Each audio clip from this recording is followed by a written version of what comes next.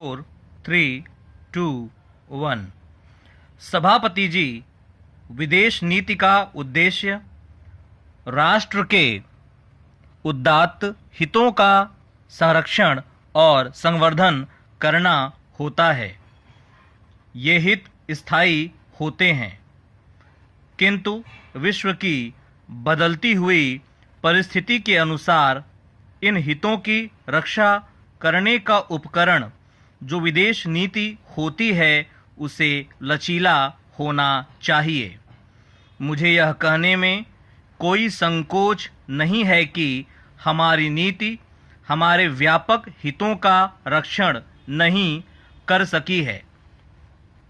स्वाधीनता के बाद हमें 4 आक्रमणों का निशाना बनाया गया। हमारे दोनों पड़ोसी हमारे विशाल भूभाग पर कब्जा जमाने में सफल हुए हैं।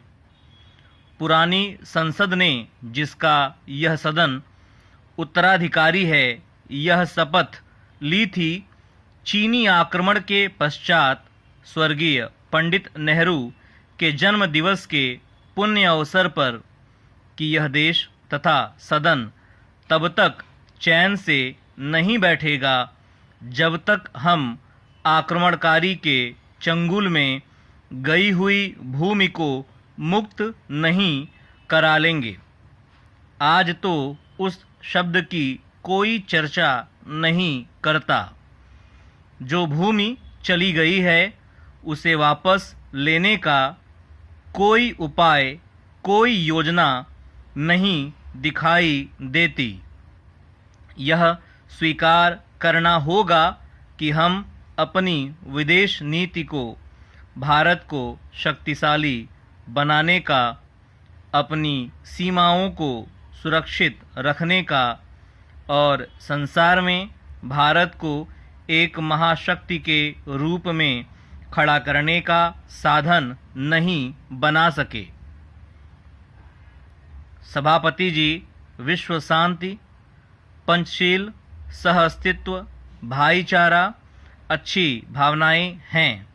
इनके साथ हमारा अमिट नाता है, लेकिन ये सुहावने आकर्षक शब्द किसी राष्ट्र की सुविचारित विदेश नीति का स्थान नहीं ले सकते। हम जैसी दुनिया चाहते हैं वैसी आज नहीं है, और जैसी दुनिया आज है उसको समझकर हमें विदेश नीति का निर्धारण करना होगा। हमने पंचशील का समझौता किया कम्युनिस्ट चीन के साथ, और कम्युनिस्ट चीन ने हमारी पीठ में छुरा भोंक दिया। हमने पाकिस्तान के साथ मित्रता के संबंधों का विकास करने की कोशिश की, लेकिन उसका प्रत्युत्तर हमें आक्रमण में मिला। आज अमेरिका और कम्युनिस्ट चीन निकट आ रहे हैं। अनहोनी बात हो रही है। यह दुनिया की बदलती हुई परिस्थिति का एक प्रमाण है। जब हमने विदेश नीति का निर्धारण किया तो चीन तस्वीर में नहीं था। रूस और अमेरिका के बीच में शीत युद्ध चल रहा था।